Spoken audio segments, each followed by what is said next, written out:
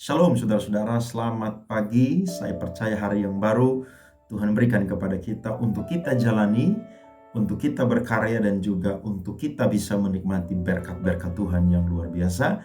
Bahkan kita pun juga bisa menjadi berkat bagi banyak orang di sekeliling kita. Pagi hari ini saya akan bagi firman Tuhan dengan judul Jangan Lupa Bersyukur. Firman Tuhan terambil dari Injil Lukas pasal 17, ayatnya yang ke-11 sampai ayatnya yang ke-19. Dalam perjalanannya ke Yerusalem, Yesus menyusur perbatasan Samaria dan Galilea. Ketika ia memasuki suatu desa, datanglah 10 orang kusta menemui dia. Mereka tinggal berdiri agak jauh dan berteriak, "Yesus Guru, kasihanilah kami." Lalu ia memandang mereka dan berkata, "Pergilah, perlihatkanlah dirimu kepada imam-imam." Dan sementara mereka di tengah jalan, mereka menjadi tahir. Seorang dari mereka ketika melihat bahwa ia telah sembuh, kembali sambil memuliakan Allah dengan suara nyaring. Lalu tersungkur di depan kaki Yesus dan mengucap syukur kepadanya. Orang itu adalah seorang Samaria. Lalu Yesus berkata, "Bukankah ke-10 orang tadi semuanya telah menjadi tahir? Di manakah yang 9 orang itu? Tidak adakah di antara mereka yang kembali untuk memuliakan Allah selain daripada orang asing ini?" Lalu ia berkata kepada orang itu, "Berdirilah dan pergilah, imanmu telah menyelamatkan engkau." Saudara-saudara, firman Tuhan ini sangat terkenal, di mana ada 10 orang kusta.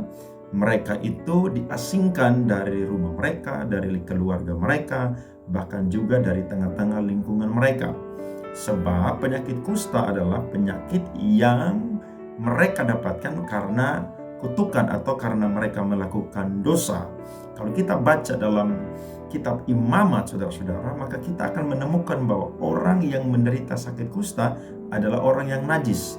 Tempat di mana dia duduk najis, tempat di mana dia tidur itu najis, bahkan dia adalah orang yang tidak akan pernah bisa untuk beribadah di bait Allah karena dia dianggap mutlak adalah najis. Nah, 10 orang kusta ini diasingkan masing-masing mereka dari keluarga mereka, sehingga mereka tidak bisa hidup di tengah keramaian banyak orang karena penyakit mereka bisa-bisa saja menular. Dan akhirnya orang lain pun juga bisa mengalami sakit tersebut. Tapi yang menariknya saudara-saudara, ternyata mereka berjumpa dengan yang namanya Yesus. Walaupun perjumpaan mereka tidak langsung berhadapan kontak secara dekat, tapi minimal kalau kita baca firman Tuhan ini, kita menemukan bahwa Yesus ternyata saudara-saudara menyusur daerah Samaria dan Galilea. Dan ketika dalam perjalanannya itu, ada 10 orang kusta yang datang untuk menjumpai Tuhan Yesus Kristus. Alkitab mencatat saudara-saudara, mereka berdiri tinggal agak jauh. Dan Alkitab mencatat di ayat di atasnya atau bagian atasnya berkata, ketika ia memasuki suatu desa, datanglah 10 orang kusta menemui dia. Jadi bukan Yesus yang menjumpai mereka, tapi kebetulan Yesus melewati daerah mereka dan akhirnya mereka datang kepada Tuhan Yesus. Dan permintaan mereka adalah, "Yesus Guru, kasihanilah kami." Berarti satu-satunya yang mereka butuhkan adalah saudara-saudara belas kasihan. Kenapa mereka membutuhkan belas kasihan? Karena memang Yesus adalah pribadi yang sangat punya belas kasihan. Mereka tahu bahwa Yesus sudah menyembuhkan banyak orang. Maka mereka pun juga tahu bahwa Yesus pasti akan mau untuk menyembuhkan mereka. Dan Alkitab mencatat Yesus tidak berkomentar banyak, tapi Yesus berkata, "Pergilah dan perlihatkanlah dirimu kepada imam-imam." Alkitab mencatat bahwa ketika orang menderita sakit kusta, dia akan dibuktikan sembuh atau tidak ketika dia dicek oleh imam. Bahkan ketika dia sudah dicek, maka bukan langsung dianggap bahwa dia itu sudah menjadi tahir, tapi masih diberikan saudara-saudara 7 hari lagi saudara-saudara untuk dia bisa membuktikan bahwa dia itu sudah sembuh atau tidak. Dan ketika dia sudah sembuh pun juga, maka dia pun juga akan menyediakan yang namanya korban sebagai yang namanya tanda ucapan syukur kepada Tuhan. Tapi kalau kita baca firman Tuhan ini saudara-saudara, Ternyata ketika mereka belum sampai kepada imam, justru di dalam perjalanan, di tengah perjalanan mereka, Pak, mereka disembuhkan oleh Tuhan. Ingat, Tuhan sanggup untuk melakukan segala sesuatu. Kutuk dia bisa ubah menjadi berkat. Sakit penyakit dia ubah bisa menjadi mujizat kesembuhan ilahi yang sangat luar biasa. Dan ketika mereka sembuh, saudara-saudara, akhirnya 9 orang ini lupa untuk bersyukur, berterima kasih kepada Tuhan. Lupa untuk memuliakan Tuhan. Lupa untuk yang namanya memuji, memuliakan Tuhan.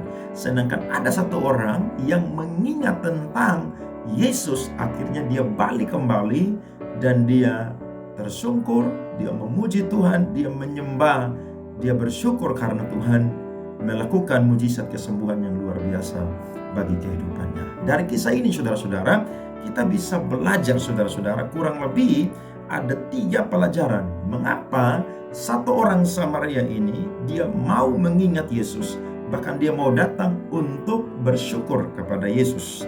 Yang pertama adalah, saudara, karena dia ingat bahwa hanya kasih dan anugerah Allah saja yang membuat Yesus itu mau datang ke tempat mereka.